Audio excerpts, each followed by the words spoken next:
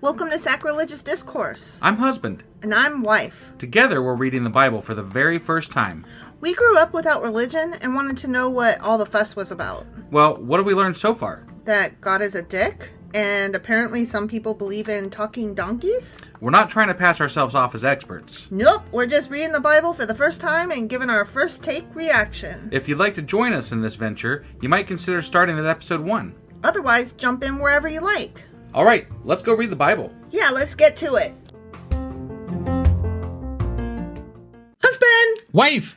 Do you remember what happened yesterday and where the hell we are today? Well, yesterday we read Jeremiah chapter 21. We did. And in that, I believe Jeremiah was kind of chastising the king. Was it Zedekiah? Sure. And he was telling him how, how Jerusalem is falling and how he's going to get punished and you guys suck and you did all the bad things. And it was 20 years later. And it was 20. Oh, yeah, that's right. Yeah. We jumped forward 20 years from the previous chapter, which was the Jeremiah 20. So, yeah. We jumped forward a lot. And yeah, the shit that Jeremiah was saying was going to happen, that stuff's happening. But it's apparently kind of been happening. Right. Since even 20 years ago, sort of, in an on and off type fashion. So, yeah. I don't know. Whatever. So that was Jeremiah chapter 21. Yes. Which means that today we're getting into Jeremiah chapter 22. All right, let's do this. Okie dokie.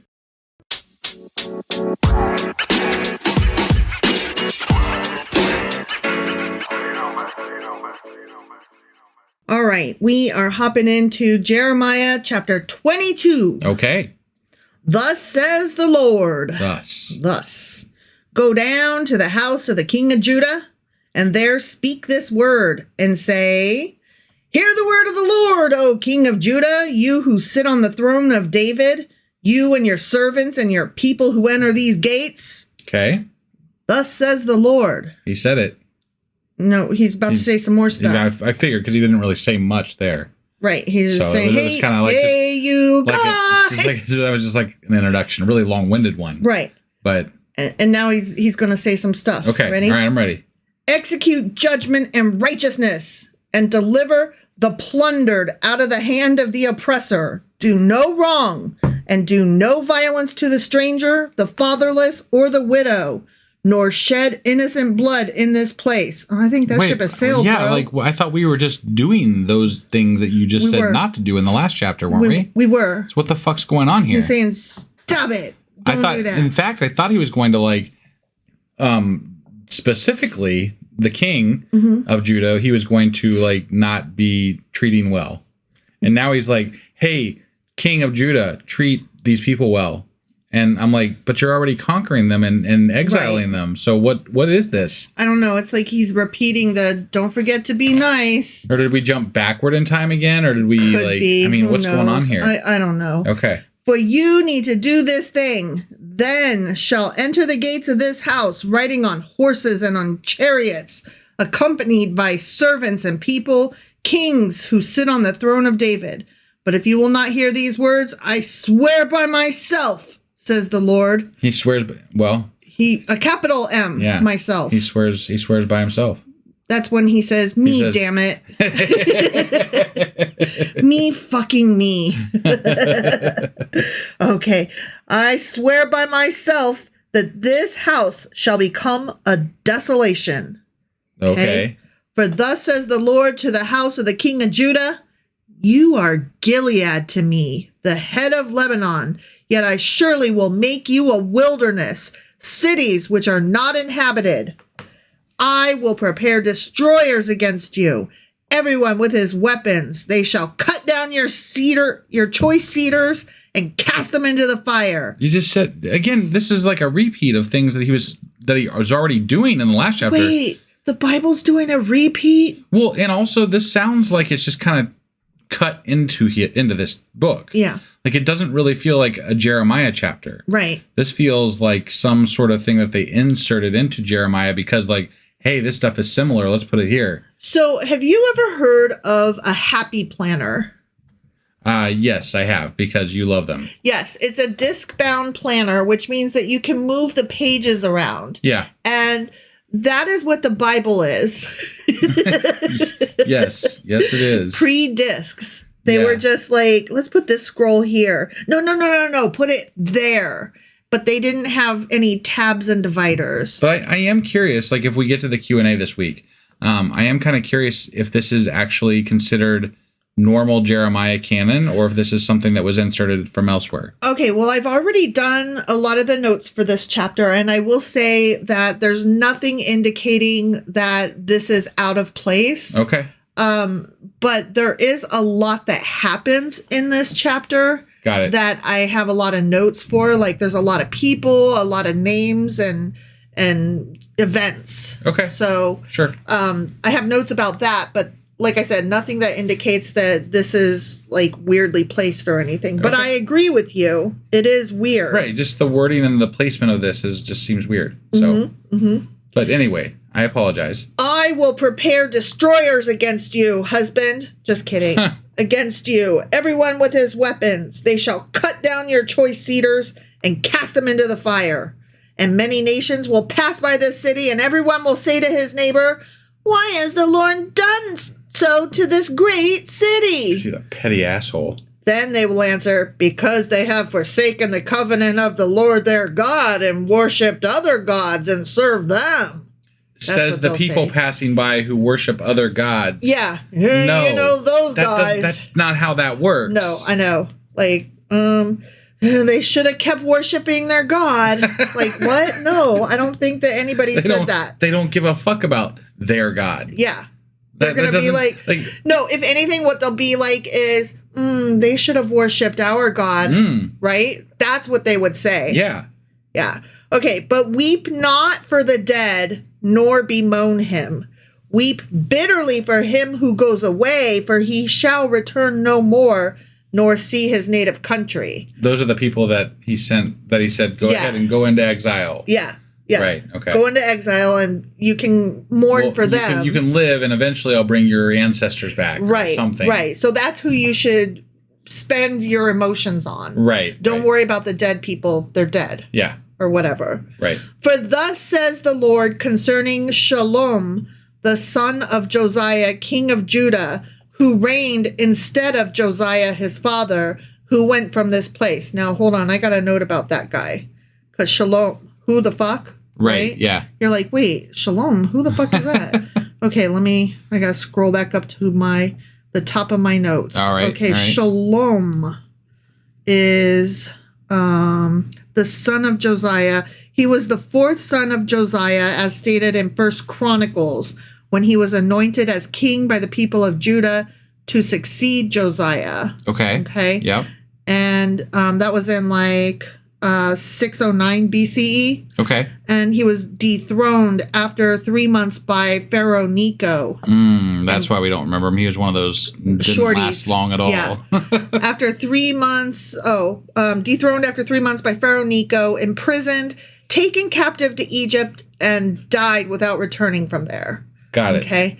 So that's who that guy is. This puts a whole new spin on some of those kings that were short-lived and different things like that, because we weren't really aware as to the other going-ons at that time when we were reading that. But there was a lot of people invading them at that point and putting in false kings and kind of just trying to I don't know. So it was very political, obviously, based on the captors or the people that were occupying their lands. So. I feel like somebody needs to write a really interesting, cool book or even a series on Netflix or something. Right. That combines all of the information from First and Second Kings, First and Second Chronicles, and all of these other prophecy and relates things. it all in a chronological order. Yeah, put them all together. Right.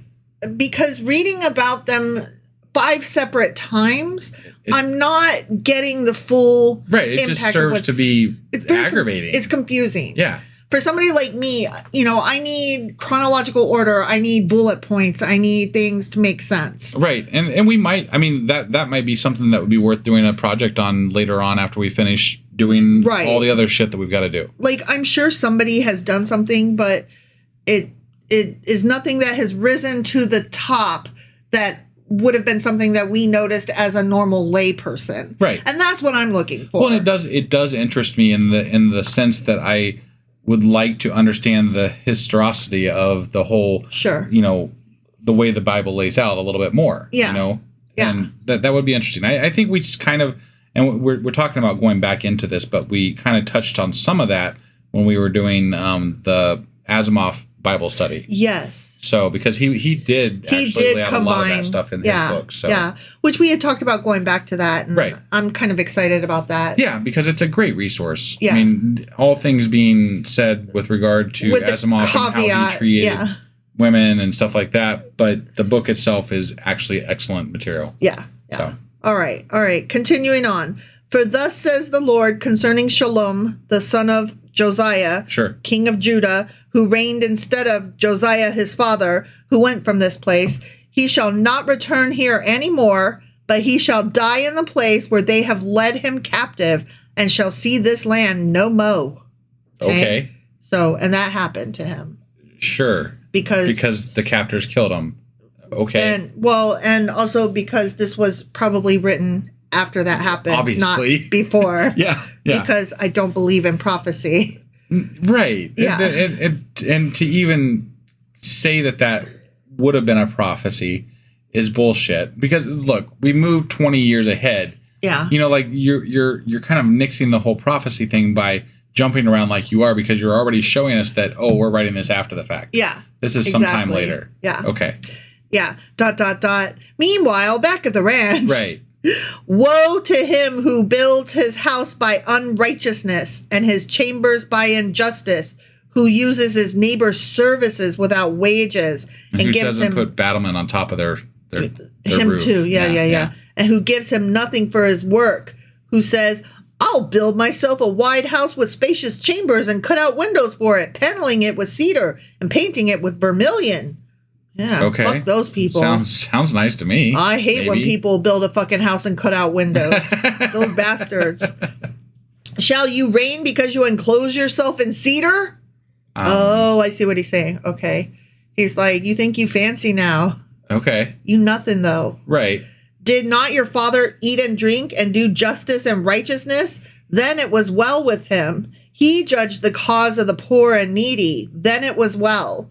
Was not this knowing me, capital M, says the Lord? Mm-hmm. So he's like, your dad did great, but you suck. Got it. Or your ancestors did great, but you, sir, suck. Right. Yet your eyes and your heart are for nothing but your covetousness, for shedding innocent blood and practicing oppression and violence. Yeah, get him, God.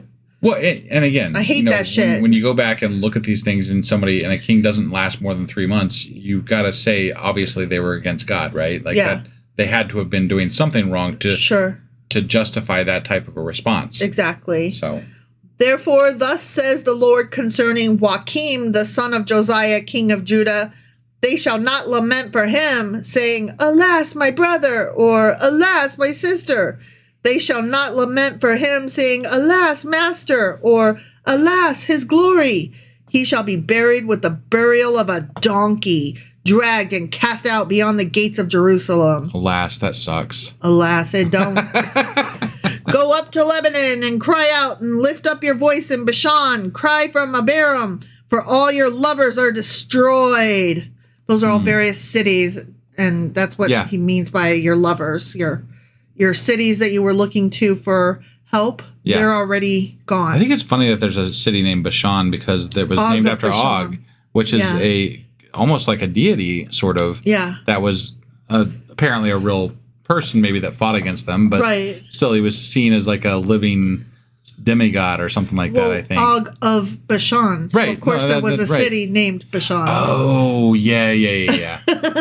My bad. Og of Bashan was his name. Yeah. I got it now. Oh, that's funny. Sorry, that was my bad. That was your bad. It was. That was pretty cool, though. Right.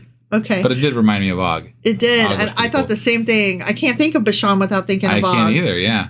Ugh. I spoke to you, this is God, in your prosperity, but you said, I'll not hear. This has been your manner from your youth, that you did not obey my voice. The wind shall eat up all your rulers, and your lovers shall go into captivity. Surely then you will be ashamed and humiliated for all your wickedness. O inhabitant of Lebanon, making your nest in the cedars, how gracious will you be when pangs come upon you like the pain of a woman in labor. The only thing that we know of as pain. Even though men writing have no concept of that other than what they see and hear. Yeah. They're like, that seems like it's bad. Right. Yeah. I mean, I'm not going to respect it or anything except to use it in my writing. Yeah. Like, that's what pisses me off. Like, you guys act like childbirth is fucking disgusting. You guys act like the entire woman's body is gross. But you're like, but I am going to use that example. You guys being ancient men of Israel. Yeah. Who are writing this there. Yeah. Okay. Yeah. Sorry, it's just you guys. You know, I'm like sitting here, I'm like, whoa, man. No, not you. Okay. Like, yeah, ancient dudes. Right. Ancient dude. Whoa, man. Whoa, man. As I live, says the Lord, he says, though Coniah, the son of Joachim, king of Judah, were the signet on my right hand, yet I would pluck you off. Yeah, He's you gonna will. Pluck you off, huh? I'm going to pluck you off. And I will give you into the hand of those who seek your life, and into the hand of those whose face you fear. The hand of Nebuchadnezzar, king of Babylon, and the hand of the Chaldeans. Now, I got to say something about this signet ring. Yeah, okay. It's interesting that if you listen to our Q&A on Saturday, we were just talking about a ring that the Archangel Michael gave to Solomon to control demons. Yeah. And so here we are, God saying, if you were a ring on my hand, I would take you off. Right. Or something to that effect. Yeah.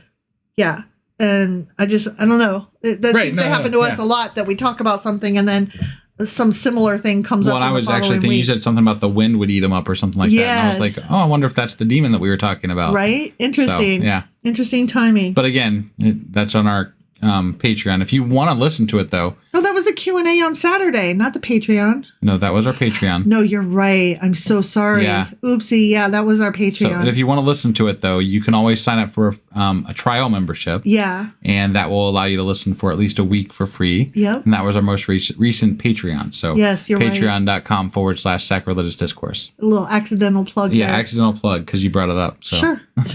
I was thinking Q&A, but no, you're right. It was the Patreon. Yeah. Patreon. Okay, so I will cast you out, says God, and your mother who bore you into another country where you were not born, and there you shall fucking die. Okay? Yeah. But to the land to which they desire to return, there they shall not return. Boom. I see. Is this man, Coniah, a despised, broken idol, a vessel in which is no pleasure? Okay, I cannot wait until Saturday. I have to tell you this now. Okay.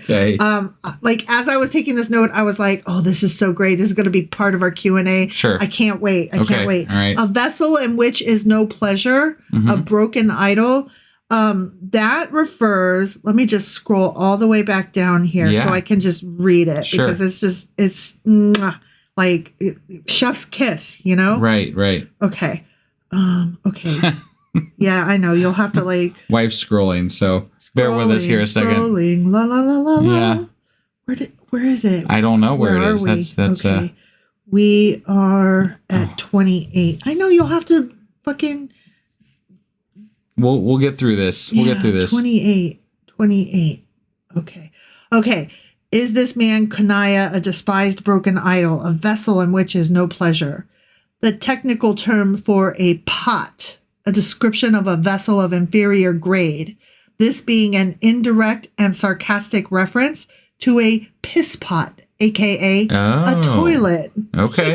All right. He's calling Coniah a piss pot. Got it. That's funny. I'm sorry, but that's too perfect, right? Yep. So he's like, okay, so you're a toilet. Yeah. And let's see. Is this man despised? You're a toilet. Why are they cast out, he and his descendants, and cast into a land which they did not know? Oh, earth, earth, earth, hear the word of the Lord. Earth, earth, earth. Huh? Earth. Wow. Yeah. It's a hell of a cry. It makes me think of when LARPing and you have to like throw stuff on. Like, oh, okay, never mind. I can't remember what it's called. But like you have to say something and it means that you killed them or something. Oh, okay. When you're like, yeah, I don't know anything about that. Stab, and then they have to be dead. Got it. Because you got them. It's a vocalization of an action. Yeah. Essentially. Yeah. Okay. That's what it made me think of. Right, because you can't. I mean, you could, but it probably wouldn't be advised. It wouldn't be a fun game. You don't want to actually stab people. Yeah, stabbing would not be a fun game. Right. Yeah, something like that. Anyway, so yeah, earth, hear the word of the Lord. Thus says the Lord, write this man down as childless, a man who shall not prosper in his days, for none of his descendants shall prosper, sitting on the throne of David and ruling anymore in Judah. The end. Okay, is he childless or does he have descendants? He has descendants, but he's going to be recorded in the census as childless. Oh. So he's basically had his descendants' names removed from him. Yeah. Does that mean that his descendants don't have to suffer punishment for him then?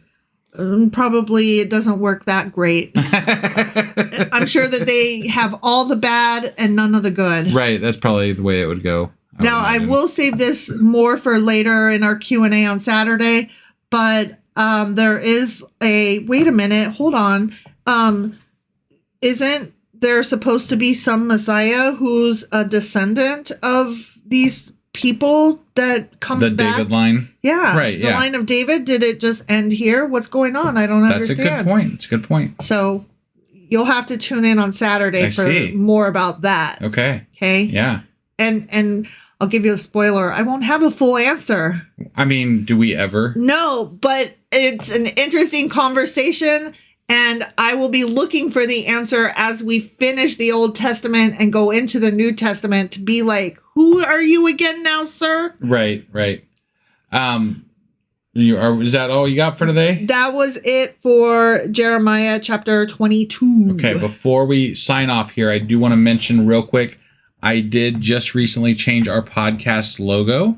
Yeah, you did. And I changed it from Bible Study for Atheists to Bible Study by Atheists for anyone. Yes. So I wanted it to be a little bit more inclusive because honestly, we have a lot of people that are deconstructing, that are even Christian. Christians questioning. Yeah. We have a lot of people that listen to our podcast that aren't just atheists. Right. And the longer we've been doing this, the more it just didn't sit right in my mind to call it Bible Study for Atheists. Yeah. Because it's not just for atheists. There's a lot of people that really get some value out of this. Sure. And I really enjoy talking to those people as well. Sure. So I wanted to be a little bit more inclusive with our title. And so if you see a change in the podcast logo, that is what that is about. And I'm excited about it. I think it's really cool. No, I am too. I've always wanted to be inclusive, but I felt like, I guess when we started, I felt like we weren't going to be able to be inclusive because of the way we were going to be doing this. You know? We've commented before that we did not expect that the most positive mail that we would receive from people would be from those deconstructing. It never even entered our head that was a service that we were assisting in. And even occasionally questioning Christians. Right. I mean, it's very interesting. Yeah. Who we get emails from and who we get, little notes from and things like that. You don't know until you know. Right. And we didn't know until we got into it. And by the time we got into it, we'd already started out as for atheists. Right. And honestly, we do this as a daily podcast. It's really hard to change stuff up sometimes. And I just have to kind of bear down and do stuff occasionally. And that's what's happened. So we changed the tagline. And I appreciate it. And I think I know a couple of our listeners who will also appreciate it. Yeah. And if you are curious about how that conversation might go, I recommend joining us in our live Discords on Tuesday nights at 10 p.m. Eastern. Mm-hmm. And yeah, we have a blast in those things. So yeah, definitely join us over there. Links are always in the show notes for our newer episodes. So check us out. And we will be back tomorrow with Jeremiah chapter 23. All right. We'll see you guys then. Bye.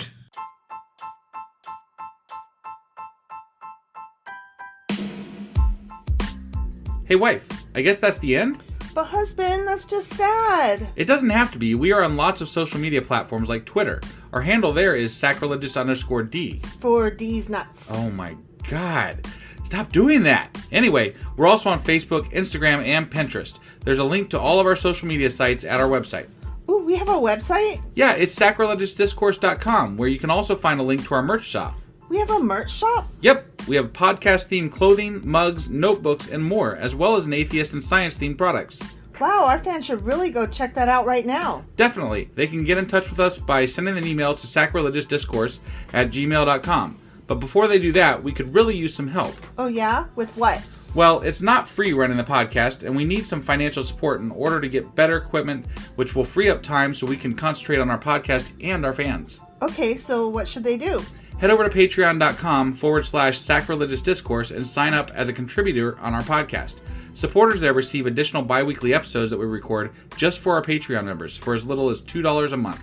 Also, we'd really appreciate it if you would like and subscribe on whatever platform you're using. And Apple Podcast reviews help us out tremendously. Like and subscribe. Leave an Apple review. Join us on Twitter. Support us on Patreon. That's a lot of instructions. Don't forget to say thanks. Thanks. Okay, bye.